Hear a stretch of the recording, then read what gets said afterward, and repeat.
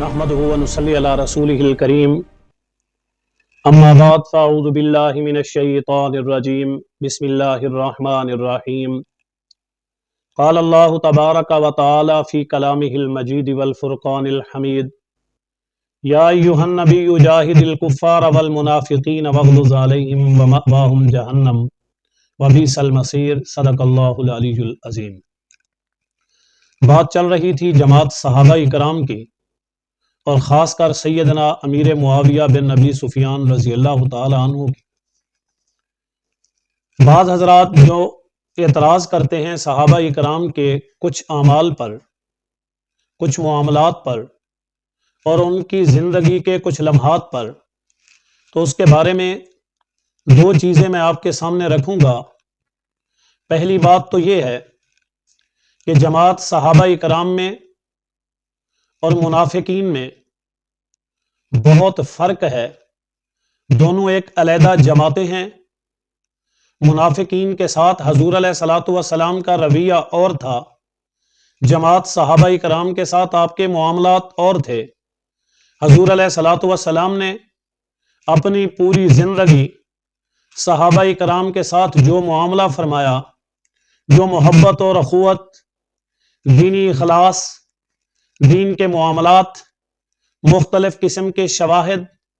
ملتے ہیں، وہ حد درجہ پیار، محبت، اخوت کے ہیں،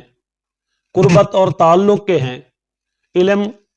اور عمل کے ہیں، تزکیہ اور صفات کاملہ سیکھنے کے ہیں، قرآن اور حدیث سمجھنے کے ہیں۔ اس سے مراد یہ ہے کہ حضور علیہ الصلوۃ والسلام نے صحابہ اکرام کے ساتھ جو معاملات رکھے وہ صحیح ایماندارانہ تعلقات تھے۔ منافقین کے ساتھ جو معاملات تھے وہ معاندانہ تھے، ان کے ساتھ جن طور طریقوں کے ساتھ آپ کا رویہ تھا وہ حقیقتاً ہی مصلحانہ تھا، محبتانہ نہیں تھا۔ صحابہ اکرام کے ساتھ آپ کی قربت بہت اہمیت والی تھی، منافقین سے آپ اجتناب کرتے تھے، احتراز کرتے تھے، اور ان سے آپ شدت کے ساتھ ناپسندیدگی کا اظہار کرتے تھے۔ تو اس لیے ان دونوں میں فرق کرنا چاہیے۔ رہی یہ بات کہ صحابہ اکرام سے کچھ اعمال کے اندر غلطیاں ہوئی، تو اس کا جواب یہ ہے کہ یہ زمانہ نزول قرآن کا زمانہ ہے، جس کے لیے اللہ تعالیٰ نے خود فرمایا وَقُرْآنًا فَرَقْنَاهُ لِتَقْرَأَهُ عَلَى النَّاسِ عَلَى مُكْثٍ وَنَزَّلْنَاهُ تَنزِيلًا،